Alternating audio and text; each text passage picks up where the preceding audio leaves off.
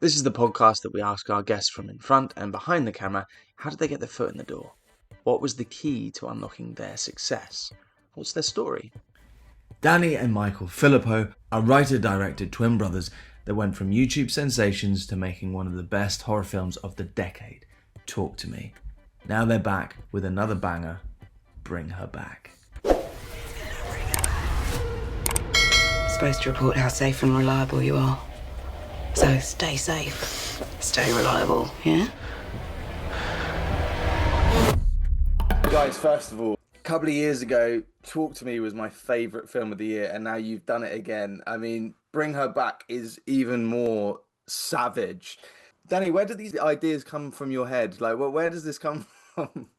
Ah, and like anytime that you're writing horror or writing anything, it's always about drawing from the things that make you scared and uncomfortable, and trying to like for example, like Metal on Teeth is just so like bothers me so much. So it's about like finding a way to explore that on screen, and grief is such an extreme emotion, and it feels like putting a face to that or making a monster out of it. Like, I don't know, it's just a way to exercise and express dark things.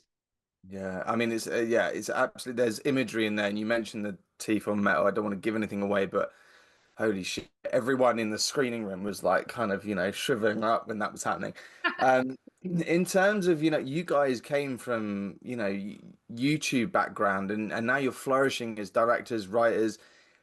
What was the leap? How did you make that step? Was it creating a script and sending it out? What was that process for the both of you?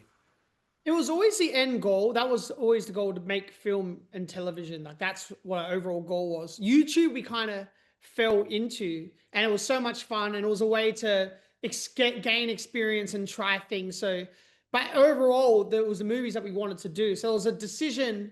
I think it was around 2018 where we're just like, we knew it was time, and you were ready, and I feel like everything had built up to making a movie. So that was like when we really like knuckled down, and like full time was writing the projects, writing the films, and trying to get them made. But yeah, it was writing a script, and then we like moved to LA to try and sell it. Everyone rejected us. Everyone rejected it, and then we came back to Australia and made it here.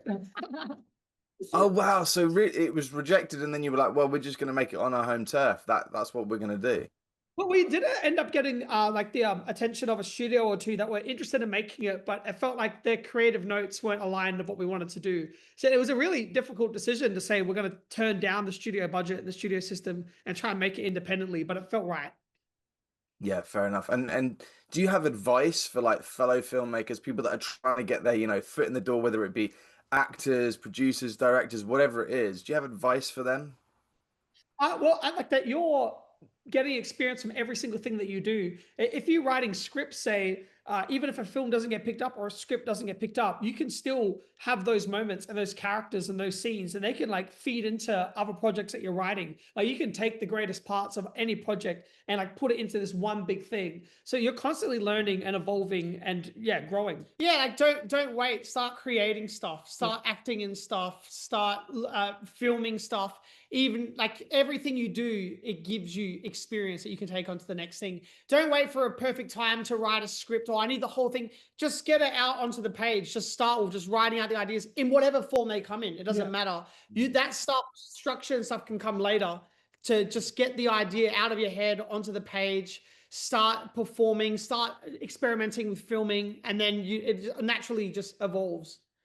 Amazing. And was there any films growing up that really influenced you? You watched it and went, I want to make something like that. Lord of the Rings. And Is Peter Jackson. is that the kind of movie that you'd love to do at some point?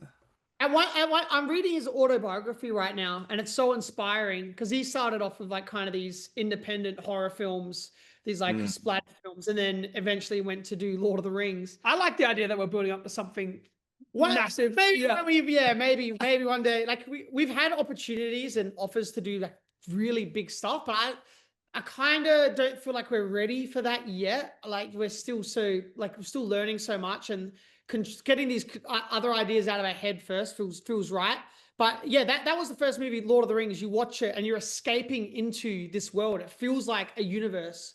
And then I remember like at our mum's house watching the behind the scenes, 3 hour behind the scenes of every day of the shoot. And that was so inspiring to me, and seeing how they do it. So we do there. That's probably the first thing I made us go, oh, let's make something like this. Yeah, man. Hats off to you guys though, because you're writing your own things, you're doing your own projects. You haven't taken those opportunities because you're like, we're not ready yet. That is like, I mean, that is most people will be like, oh, I'll take it, I'll take it. I did hear that you were possibly attached to the Street Fighter movie at one point, which that concept with you guys, I was really excited for. But I'm so happy that you did this instead because this is an absolute banger. I think some people would like go, oh, why'd you do that instead of Street Fighter? But it was scheduling conflict. We were having fun with Street Fighter, but this one just felt, if we had to choose between one and the other, even though we loved Street Fighter and the people doing it, this one is more personal, it's more authentic to us. So maybe Street Fighter 2. I'm excited to see what you do next, man, and I hope you do talk to me too as well. I've got my fingers crossed. But take care. Thank you.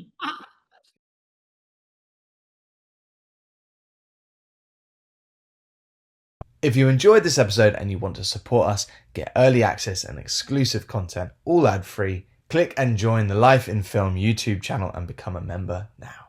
Thank you to our guests Michael and Danny. Thank you to Lola and the team at the Multiple Agency.